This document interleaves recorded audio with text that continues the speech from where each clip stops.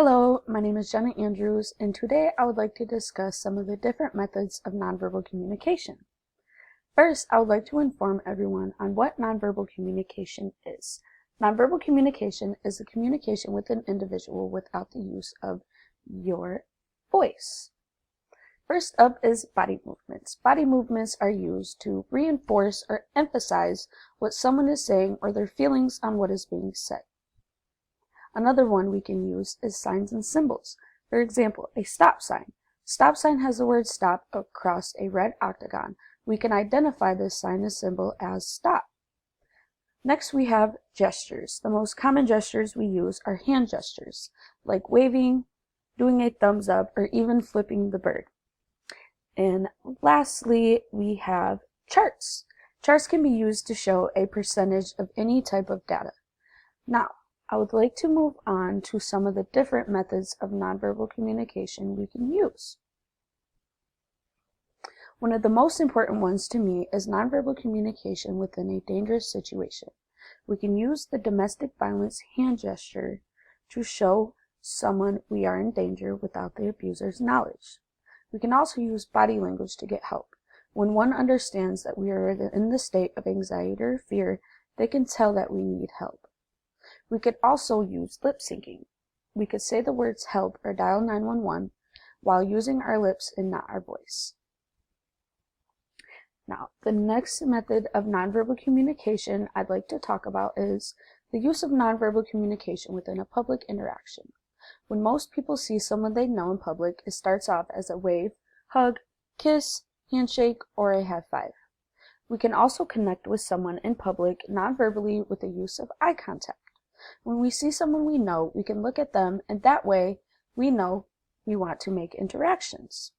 The last one on this slide I want to cover is body language. For example, if we see someone we know and we use our bodies to move away from them, they can get the point that you do not want to speak with them while in a public setting.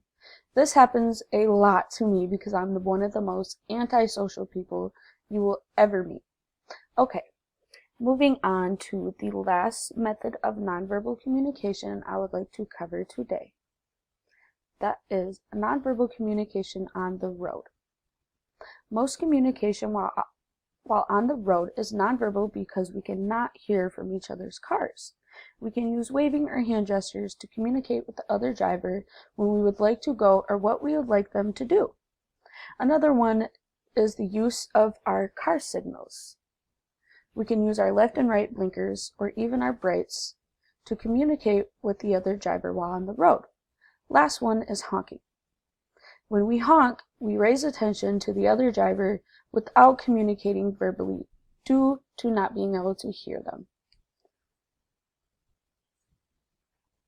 Next slide, we will talk about the importance of nonverbal communication and why is using nonverbal communication in an inappropriate way so important.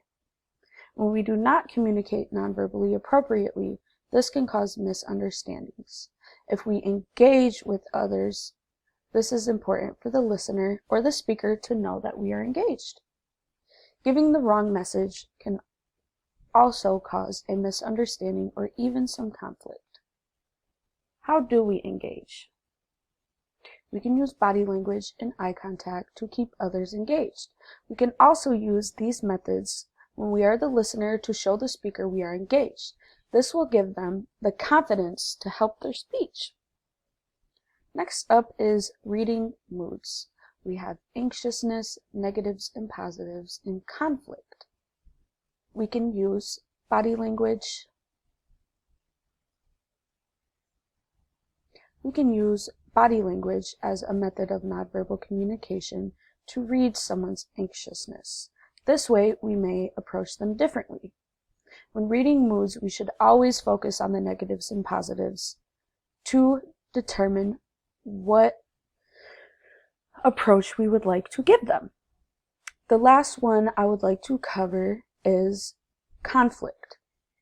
When we read moods, we can avoid conflict, or if we don't communicate nonverbally appropriately, we can start conflict. In this presentation, we learned that what nonverbal communication is. We discuss some different methods of nonverbal communication. And lastly, we discuss why using nonverbal communication is so important. I believe it is important because the way we use nonverbal communication can give somebody an overall thought of yourself. Thank you very much for listening to my presentation on nonverbal communication, and I hope you have a wonderful day. Bye.